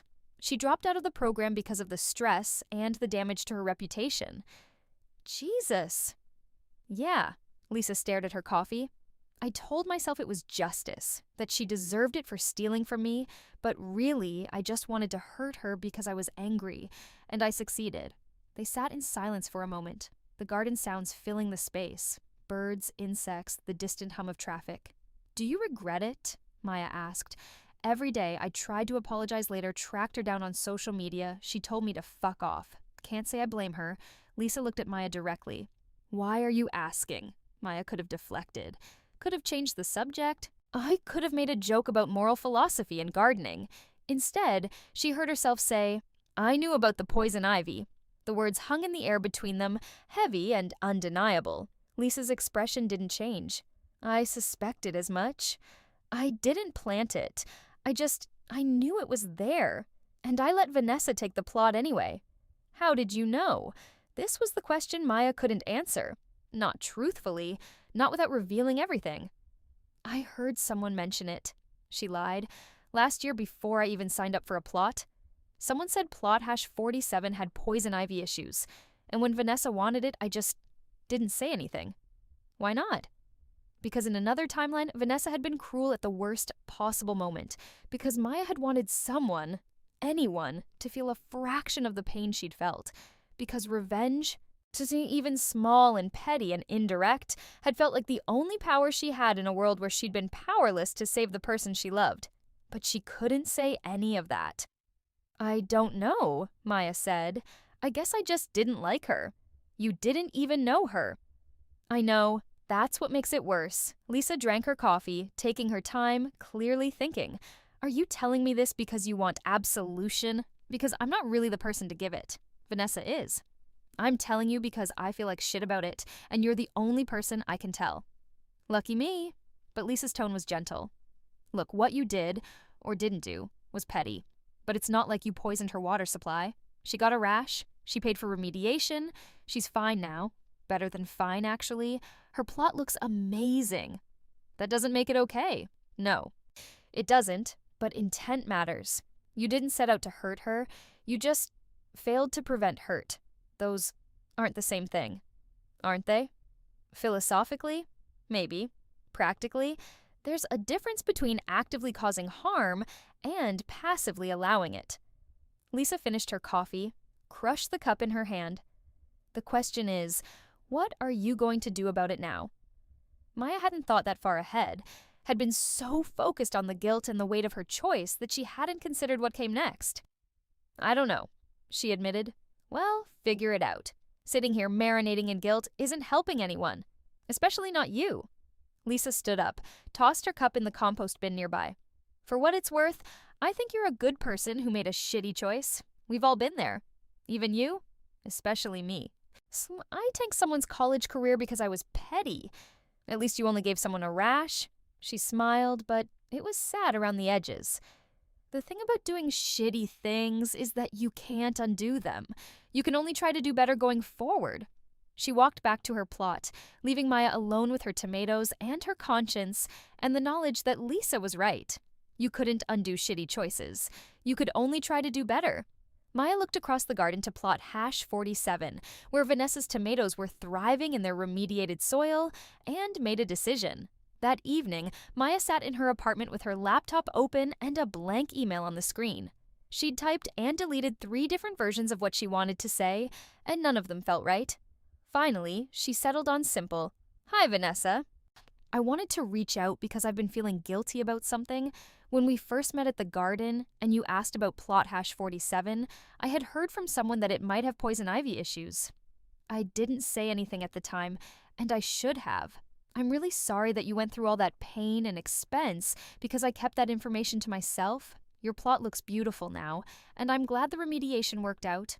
But I wanted you to know that I regret not speaking up. Maya. She read it over 3 times, her finger hovering over the send button. This would change things. Might end the tentative friendship she and Vanessa had been building through Facebook comments and garden small talk. Might make Vanessa angry. Might make things awkward. She might reveal Maya as someone who withheld information that could have prevented suffering. But it was the truth, or as close to the truth as Maya could get without explaining time travel and second chances and the weight of grievances from a timeline that no longer existed. She hit send before she could change her mind. The email disappeared into the digital void, and Maya closed her laptop and sat in the quiet of her apartment, waiting to see what would come back. Vanessa's response came the next morning. Hi, Maya. Thank you for telling me this. I'm not gonna lie. I wish you'd said something at the time. It would have saved me a lot of pain and money, but I also understand why you didn't. Sometimes we make choices in the moment that we regret later. I appreciate you reaching out. That took courage. And you're right, the plot does look beautiful now. In a weird way, having to start over taught me a lot about soil remediation and plant resilience. Not sure I would have learned those lessons otherwise. I'm not mad, but I do think we should have a conversation about this in person if you're willing. Vanessa Maya read the email 3 times, trying to parse the tone. Not angry, but not quite forgiving either. Professional, measured, leaving the door open for resolution. She wrote back, I'd be happy to talk in person. Let me know when works for you. They arranged to meet at the garden Saturday morning before the work party. Vanessa was already there when Maya arrived, standing beside plot hash 47 with her arms crossed.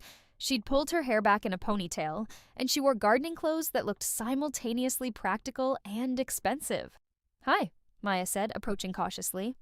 "Hi," Vanessa gestured to her plot. "I wanted you to see this. See what $850 and a lot of work looks like." The plot was stunning. Rows of healthy plants, lush and thriving, supported by a drip irrigation system that was clearly top of the line. Tomatoes, peppers, herbs, all of it growing with the vigor of plants in perfect soil. "It's beautiful," Maya said honestly. "It is.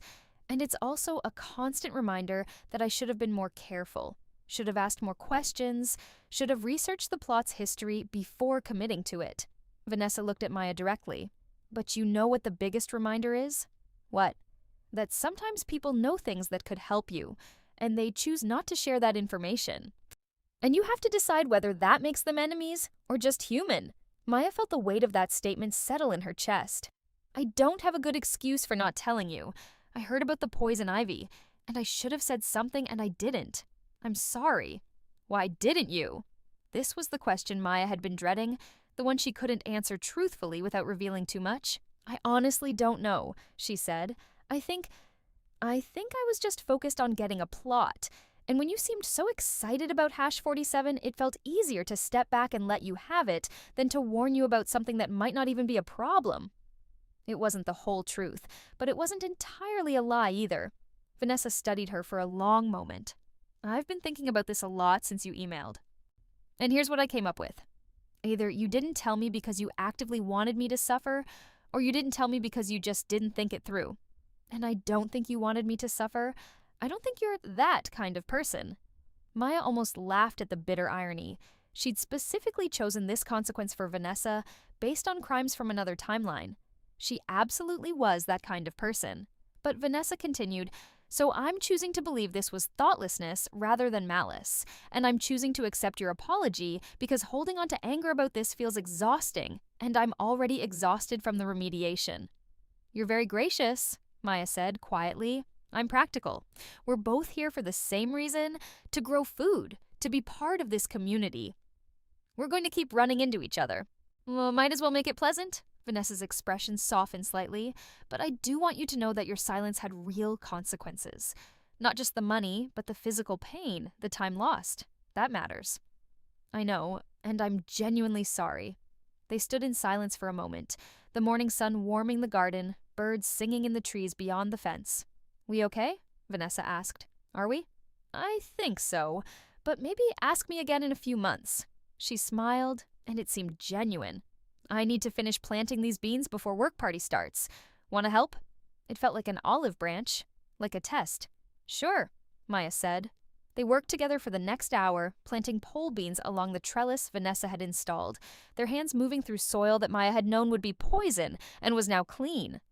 Vanessa talked about her plans for the rest of the season, about wanting to try growing specialty peppers, about considering taking a canning class. And Maya listened and helped, and tried not to think about the fact that in another timeline, this woman would stand at Thomas's funeral and make Maya feel small and raw and invisible. Because that woman didn't exist yet. Might never exist if this timeline played out differently. The Vanessa of now was just someone trying to grow vegetables and start over after a setback. Someone willing to forgive thoughtlessness even if it had cost her money and pain. Someone who was maybe not so different from Maya, trying to make the best of second chances. The work party started at 10, and Lisa arrived with donuts as promised. Maya took a chocolate glazed and found herself standing with Lisa and Vanessa and Jean, talking about the community composting system and whether they should invest in a new chipper. It felt normal. Felt like something Maya had done 1,000 times in her other life. Standing in the garden on a Saturday morning, surrounded by people who cared about growing things. Except it was different too. Because in that other timeline, she and Vanessa had never been friendly, had existed in separate orbits, connected only by the garden and Sarah's social circle, and eventually, Thomas's death. Here, now, they'd had a conversation, had cleared the air, had planted beans together. It wasn't friendship exactly, but it wasn't enmity either. And maybe that was enough. When maybe preventing future harm by changing present relationships was worth the guilt of past manipulation. Or maybe Maya was just telling herself that to feel better about her choices. Earth to Maya, Lisa said, waving a hand in front of her face. You zoned out again. Sorry, just thinking. About how weird life is. How we make all these decisions without knowing what the consequences will be. Heavy thoughts for a Saturday morning, Jean observed. Garden philosophy, Vanessa said. You plant things not knowing if they'll thrive or die. It's basically a metaphor for everything. That's actually pretty profound, Lisa said. They worked through the morning, clearing pathways, turning compost, reinforcing trellises that had started to sag under the weight of growing plants. Maya let herself sink into the physical labor, the repetitive tasks that required hands, but not much thought. Around noon, people started drifting away. Lisa announced she was heading to the brewery and asked if anyone wanted to join. I'm in, Vanessa said immediately. Maya? Lisa asked. Maya hesitated, then nodded. Sure, why not? They ended up at a table for 4, even though there were only 3 of them.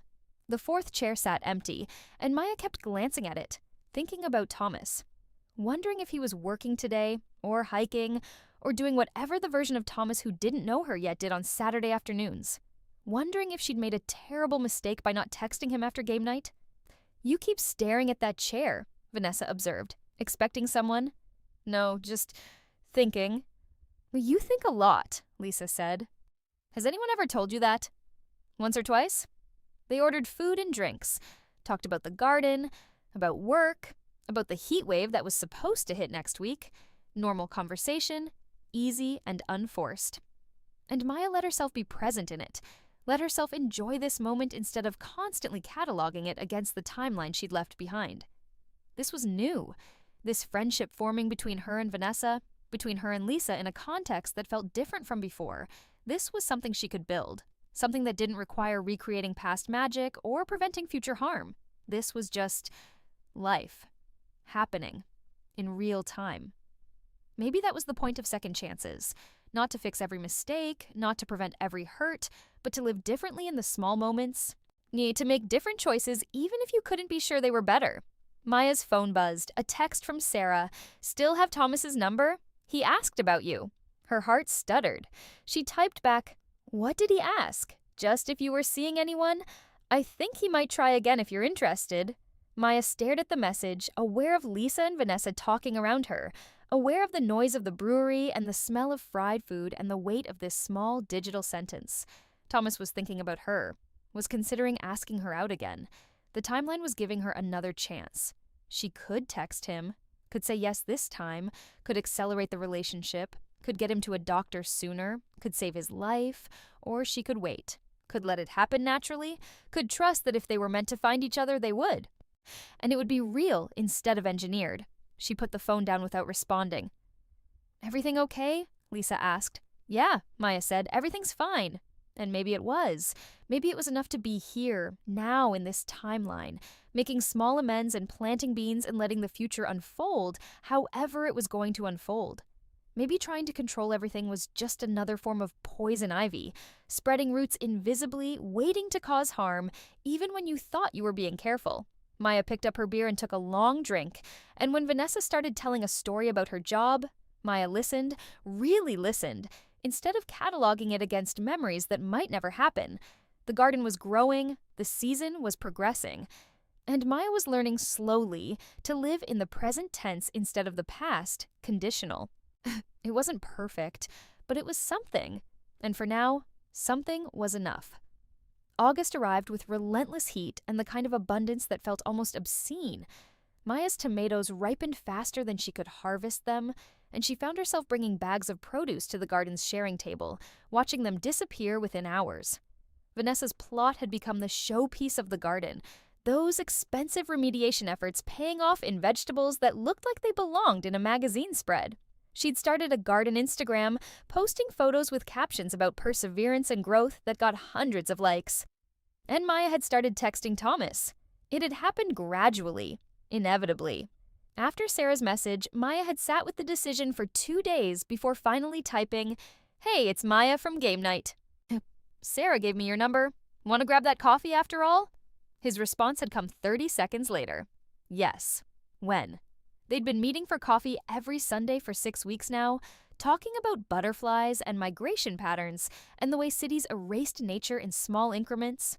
Thomas would get animated when he explained the environmental impact of light pollution on insect populations, his hands moving in that familiar way Maya remembered and was learning to love again.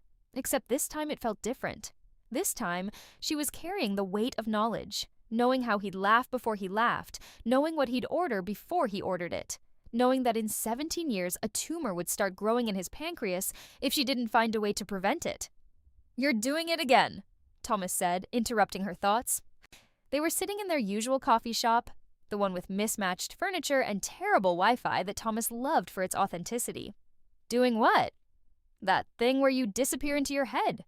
You get this look on your face like you're somewhere else." "Sorry, I'm here. Present." "Are you?" He studied her with those sharp, kind eyes. "Because sometimes I feel like you're having a conversation with a version of me that isn't in the room." The observation was too accurate. Maya felt something in her chest tighten. "I just think a lot," she said, "about the future, about what might happen." "What might happen with us, you mean?" "Maybe." Thomas reached across the table, took her hand. His fingers were warm, familiar in a way that made Maya want to cry. "Here's what I know," he said. "I like you. I think about you when I'm not with you. When I see a butterfly, my first impulse is to text you about it. Which is ridiculous because we've only been doing this for 6 weeks. But that's how I feel." Maya looked at their joined hands. In another timeline, he'd proposed to her in this exact coffee shop 3 years into their relationship, had gotten down on one knee between the mismatched chairs, and asked her to marry him with a speech about migration and permanence that had made her cry. "I like you too," she said, "but I need to tell you something." "Okay. I need you to promise me you'll get a full physical. Blood work, scans, everything." Thomas's eyebrows went up. "That's not where I thought this conversation was going. Promise me. Please." "Maya, I'm 34 and healthy." "Why would I need extensive scans?" "Because in 17 years, you'll be diagnosed with stage 4 pancreatic cancer, and by then it will be too late. Because early detection is the only thing that might save you. Because I've already lost you once, and I can't do it again." But she couldn't say any of that. "Call it intuition," she said instead, "or paranoia. But something in my gut is telling me you should get checked out. Thoroughly." "Have you been reading WebMD again?" "Thomas, I'm serious." He looked at her for a long moment, and Maya could see him processing, trying to understand where this was coming from. "Okay," he said finally. "If it's important to you, I'll schedule a physical. But you have to promise me something in return." "What?" "Stop disappearing into your head. Stop having conversations with future versions of us. Just be here with me now." It was exactly what Maya needed to hear, and exactly what she didn't know how to do. "I'll try," she said. They finished their coffee, made plans to see a butterfly exhibit the following weekend, kissed goodbye in the parking lot, and Maya let herself sink into it, into the familiar taste and feel of him, into this moment that was both new and remembered. When she got home, she found a message from Lisa. "Emergency garden meeting tomorrow. Vandalism, call me." The garden looked like a crime scene. Maya arrived Monday morning to find half the plots destroyed, tomatoes ripped from vines, irrigation lines cut, carefully tended beds torn apart. Her plot had escaped damage, but Vanessa's hadn't. Plot hash 47 was demolished, all those expensive plants destroyed, the soil churned and scattered. Vanessa stood at the edge of the wreckage, crying. Maya approached slowly. "I'm so sorry." $850 for remediation, Vanessa said, her voice thick. "Months of work, and some asshole just destroyed it." "For what? For fun?" Other gardeners gathered, talking in shocked voices. Jean was on the phone with the police. Lisa documented the damage with her phone camera, methodical and grim. "We'll help you replant," Maya heard herself say. "All of us. We'll help you start over." Vanessa looked at her, tears still streaming. "Why would you do that? After I was so what?" "At Sarah's party last week, I said some things about you. About how you seemed intense, how I didn't understand what Thomas saw in you." Vanessa wiped her eyes. "Sarah told me you'd apologized about the poison ivy thing. And I felt like an asshole for gossiping about you." This was it. This was the moment in the other timeline where Vanessa had begun the pattern of casual cruelty that would eventually culminate in that terrible funeral conversation. Except this time, Maya had a choice. "You weren't wrong," Maya said. "I am intense, and I don't always make sense to people, but I'm trying to do better." "We're all trying to do better." Vanessa gestured at the destroyed plot. "This is my third attempt at this garden plot. Poison ivy, now vandalism. Maybe the universe is trying to tell me something. Or maybe the universe is just chaos, and we keep trying anyway." Vanessa laughed, watery but genuine. "That's very philosophical for a Monday morning." Over the next week, the garden community came together. Someone started a fundraiser to help affected gardeners replace plants and materials. Work parties happened daily, people showing up after work to rebuild what had been destroyed. Maya worked alongside Vanessa, helping replant plot hash 47 for the third time. They talked while they worked, about jobs and frustrations and the strange intimacy of growing things together. And Maya realized that Vanessa wasn't going to become the person from that other timeline.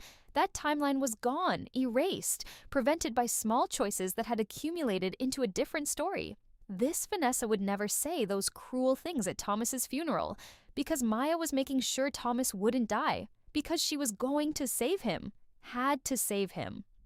Thomas's physical results came back in September. Maya met him at the coffee shop, watching his face as he pulled the paperwork from his bag. "So," he said, "you'll be pleased to know I'm annoyingly healthy, blood work perfect, no suspicious scans. My doctor says I have the constitution of someone 10 years younger." Relief flooded through her, followed immediately by confusion. In her timeline, Thomas had never gotten early screening, had never known about the cancer until it was too late. So logically, if he got screening now, 17 years early, they should catch something. Some precursor, some warning sign, unless the cancer hadn't started yet. Unless Maya had prevented it by changing Thomas's habits, by getting him to exercise more and eat better, by eliminating the stress factors that might have contributed. Or unless cancer was random, inevitable, impossible to prevent, no matter what choices you made. "Maya? Oh, you okay? You look pale." "I'm fine, just relieved. You seemed really worried about this. Is there something you're not telling me? Family history of illness or something?" "No," Maya said. "Just anxiety. I worry about people I care about." "People you care about," Thomas repeated, smiling. "Am I in that category?" "You know you are." He reached across the table, took her hand. "I care about you too. Enough that your weird medical paranoia doesn't even faze me. Though we might need to discuss your apparent psychic health concerns before they escalate to crystal healing and essential oils." Maya laughed despite herself. "No promises." They left the coffee shop together, walking through the September afternoon toward Thomas's apartment. Maya had been there dozens of times now, in this timeline and the other, had learned to navigate it with her eyes closed, had memorized every bookshelf and squeaky floorboard. They made dinner together, pasta with tomatoes from the garden, basil from Maya's plot, ate on the small balcony where Thomas grew herbs, watching the sunset paint the sky in shades that would have delighted him in another life, another conversation. "I've been thinking," Thomas said, setting down his fork. "About us. About where this is going." Maya's heart stuttered. "Okay. I know we've only been together a few months, but it feels like longer. Like I've known you for years." He paused. "Does that sound insane?" "No," Maya said. "It doesn't sound insane at all. I'm not good at casual. I tried with Katie, but it never felt right. With you, it feels..." He searched for words. "Inevitable?" "Well, like we were always going to find each other?" In another timeline, he would have said exactly this. 2 years from now at the moment he proposed. Maya was stealing his words, stealing his moments, taking things that belonged to a future that should have unfolded naturally and forcing them into existence through sheer will and prior knowledge. "Thomas," she started, then stopped. Because what could she say?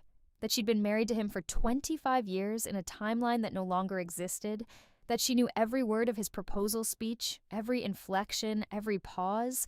That she was here not because of who she was now, but because of who she'd been then? "I feel it too," she said instead. The inevitability. They kissed on the balcony, in the sunset light, and Maya closed her eyes and tried to be present.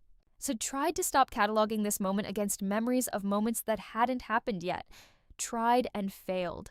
The Harvest Festival happened in October, the garden community gathering to celebrate the season's yields. Long tables filled with vegetables, potluck dishes, apple cider warming on a camp stove. Maya stood beside Thomas, his arm around her waist, watching people she'd known for months or years or decades, depending on which timeline was counting. Lisa brought her famous ratatouille. Vanessa brought a pepper jelly made from her plot's final harvest. Jean told stories about the garden's early years, about the work parties that had transformed wasteland into growing space, and Sarah showed up with a camera, insisting on taking photos of everyone. "You and Thomas," she said, gesturing for them to stand together. The couple that almost wasn't, but thankfully is. They posed, and Sarah's camera clicked, and Maya thought about the photos that existed in her old apartment from her old life. Pictures of her and Thomas at this same festival, years from now. His arm around her waist in exactly this configuration. Some things, apparently, were inevitable.